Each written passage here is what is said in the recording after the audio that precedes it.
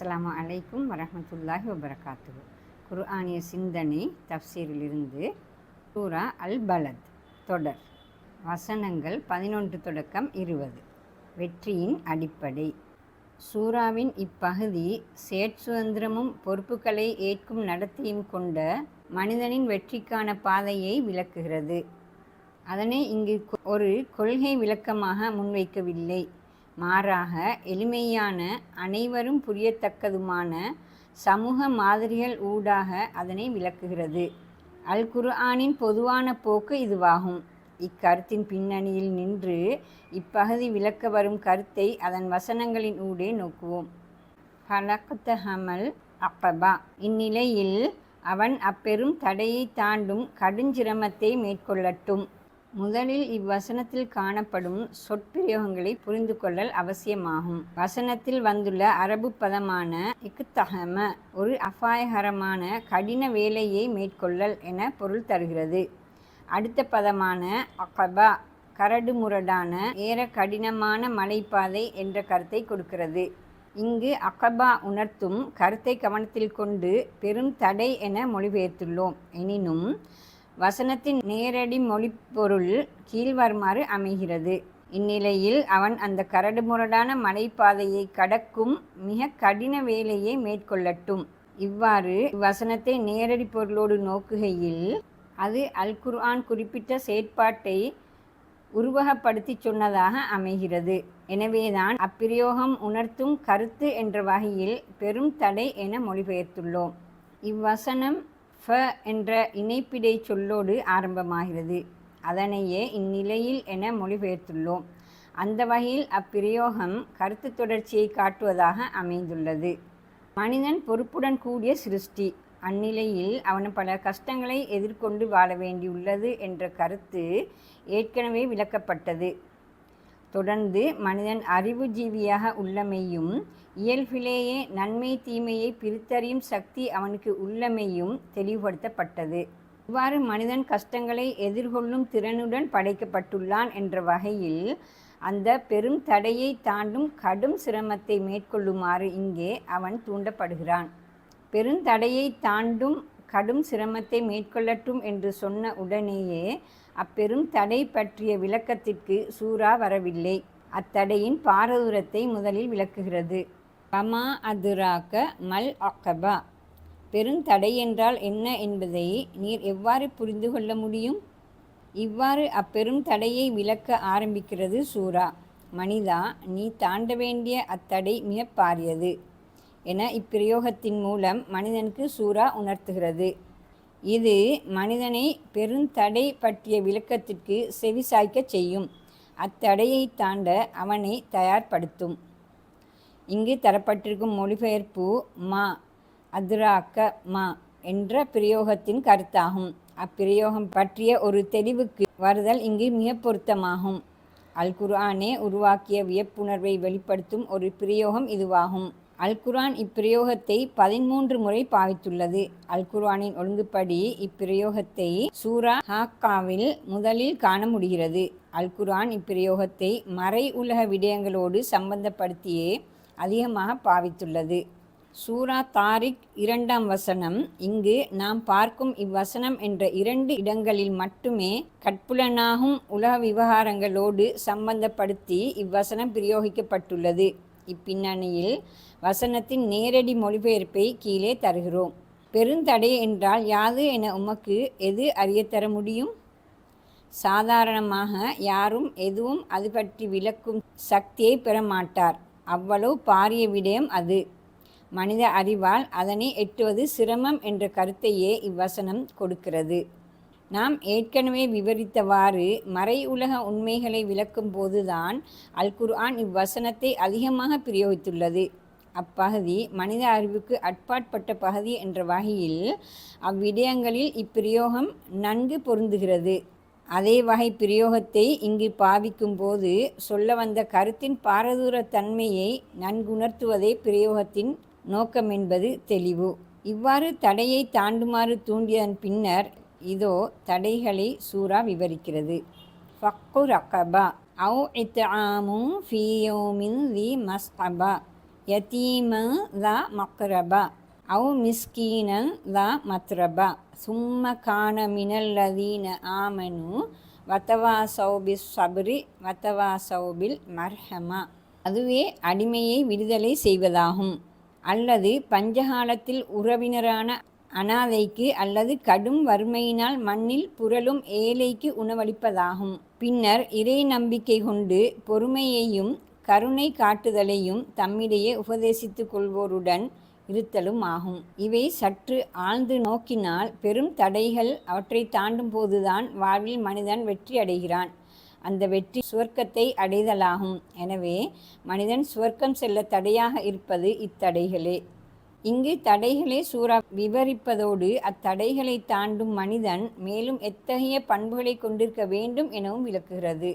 முதலில் இக்கருத்தை விளக்க அல் குர்ஆன் பிரயோகித்துள்ள சொற்களை நோக்குவோம். ஃபக்கு ரக்கபா என்பது அப்பிரயோகம். அடிமையை விடுதலை செய்தல் என அதனை மொழிபெயர்த்துள்ளோம். ஆனால் இப்பிரயோகத்தின் நேரடி பொருள் அடிமைத்தனத்தின் இழிநிலையை விவரிப்பதாக அமைந்துள்ளது. ரக்கபா என்ற சொல்லுக்கு கழுத்து என்று பொருள். ஃபக்கு என்ற சொல்லுக்கு விடுவித்தல், அவிழ்த்தல் என்று பொருள். இந்த வகையில் கழுத்தை அவிழ்த்துவிடல், விடுவித்தல் என்ற நேரடி கருத்தை இப்பிரயோகம் கொடுக்கிறது. அல் குர்ஆன் இந்த வசனத்தின் மூலம் சொல்ல வரும் கருத்துக்களை கீழ்வருமாறு தரலாம். 1. அடிமை எஜமானுக்கு உழைத்து கொடுக்கும் ஒரு மிருகம். இக்கருத்தை உணர்த்தும் வகையில்தான் கழுத்தில் போடப்பட்டுள்ள கயிற்றை அவிழ்த்து விடுவித்தல் என்ற உருவகத்தை அப்பிரயோகத்தின் மூலம் மேற்படி வசனம் தந்தது. உண்மையில் சுதந்திரமே மிருகத்தை விட்டு மனிதனை பிரித்து காட்டும் அம்சம். சுதந்திரமில்லா மனிதன் மிருகமே ஆவான்.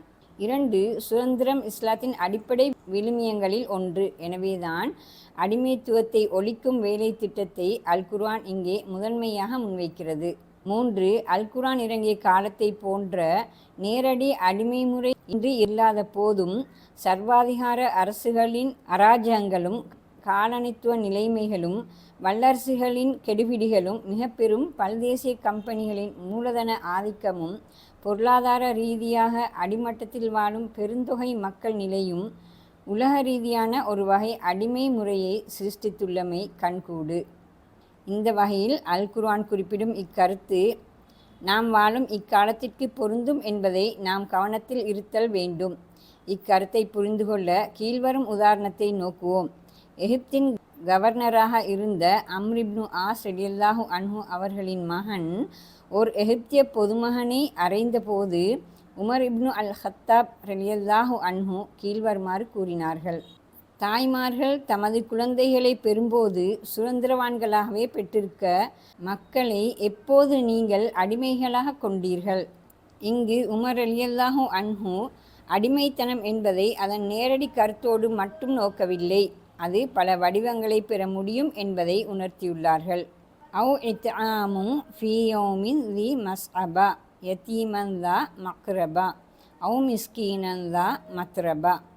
அல்லது பஞ்சகாலத்தில் உறவினரான அனாதைக்கு அல்லது கடும் வறுமையினால் மண்ணில் புரளும் ஏழைக்கு உணவளிப்பதாகும்.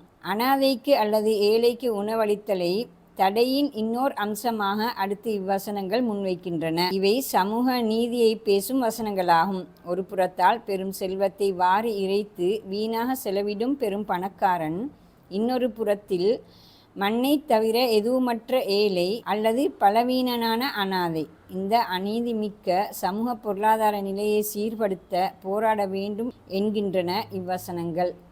பஞ்சகாலத்தில் என்றொரு பிரயோகத்தோடு வசனம் துவங்குகிறது. பஞ்சத்தின் போது எல்லோரும் இருக்கும் பொருட்களையும் பணத்தையும் பதுக்கி வைத்து கொள்ளவே முனைவர். அக்காலத்திலும் இத்தகைய ஏழைகளை கவனிக்கும் மன உறுதி தேவை என்கிறது இவ்வசனம். அதனாலேயே பெரும் தடை, கடும் சிரமத்தை மேற்கொள்ளல் என்றெல்லாம் ஏற்கனவே சூரா கூறியது. அத்தோடு பஞ்சகாலத்தில் கூட தன்னிடம் உள்ள பொருட்களையும் செல்வத்தையும் கொடுத்துதவ முன்வருவோன் மிகுந்த மனித நேயம் கொண்டவனாக இருக்க வேண்டும் என்பதில் சந்தேகமில்லை. அத்தகையவன் சாதாரண காலத்தில் மிக தாராளமாக செலவழிப்பவனாக இருப்பான் என்பது மிக தெளிவான உண்மை. இத்தகைய உயர்ந்த மனிதர்கள் பற்றி பேசும் பின்னணியிலேயே இப்பிரயோகத்தை அல் குர்ஆன் இங்கு பிரயோகித்துள்ளது. அனாதையை முதலில் குறிப்பிட்டு வசனம் சொல்கிறது. ஏனெனில் அனாதை பலவீனன், தன்னை காத்துக்கொள்ளும் ஆற்றல் இல்லாதவன்.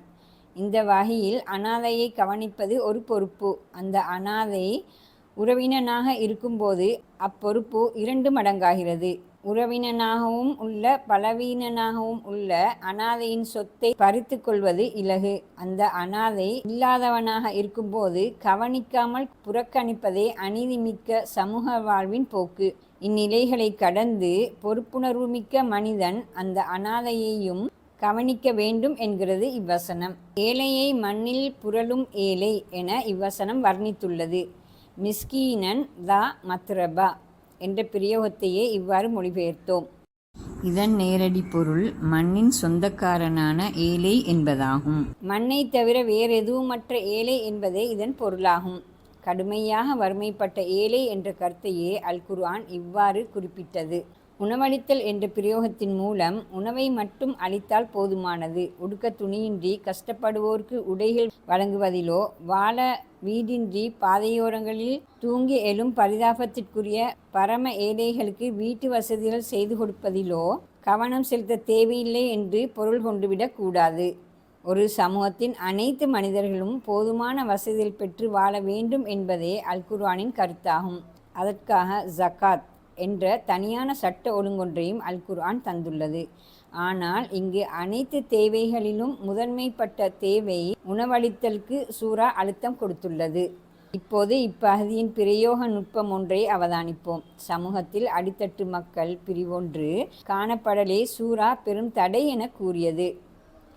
பெரும் தடை என்றால் என்ன என்பதை நீர் எவ்வாறு புரிந்து கொள்ள முடியும் என்ற பிரயோகத்தால் அத்தடை மிக பாரியது என்பதனை மேலும் உணர்த்தியது. உண்மையில் வறுமையை ஒழித்தல் என்பதும் அடிமை என்ற பிரயோகத்தின் பரந்த கருத்தில் அடிமைப்பட்டுள்ள மக்களை மீட்சியுறச் செய்தல் என்பதும் மிக கடினமான பெரும் போராட்டமே ஆகும். வறுமையை ஒழித்து வெற்றி கண்ட சமூகங்கள் மிக குறைவு. வெறும் சட்டத்தில் அன்றி நடைமுறையில் மக்கள் அனைவரையும் ஒரே சம அந்தஸ்தில் வாழ்வதை சாத்தியப்படுத்தல் என்பது மிக மிக கடினமான பணியாகும். சமூக நீதி, மனித உரிமை, ஜனநாயகம் என மிக வேகமாக பேசும் இந்நவீன காலத்தில் கூட நாம் காணும் பொருளாதார ஏற்றத்தாழ்வோ மிக பாரியது. உணவின்றி இறக்கும் மனிதர்களும் போசாக்கின்றி அல்லலுறும் மக்களும் ஒரு பெருந்தொகையினர். அடிமைத்துவத்தின் புதிய வடிவங்களை இந்த யுகத்தில் நிறையவே காண்கிறோம். இந்த வகையில் அல் குர்ஆனின் இப்பிரயோகம் மிகவும் நுணுக்கமானது, யதார்த்தமானது என்பதில் சந்தேகமில்லை. அடுத்து அப்பெரும் தடையை தாண்டும் மனிதன் கொண்டிருக்க வேண்டிய பண்புகள் விவரிக்கப்படுகின்றன. இன்ஷா அல்லாஹ் தொடரும். அஸ்ஸலாமு அலைக்கும் வரஹ்மத்துல்லாஹி வபரகாத்துஹு.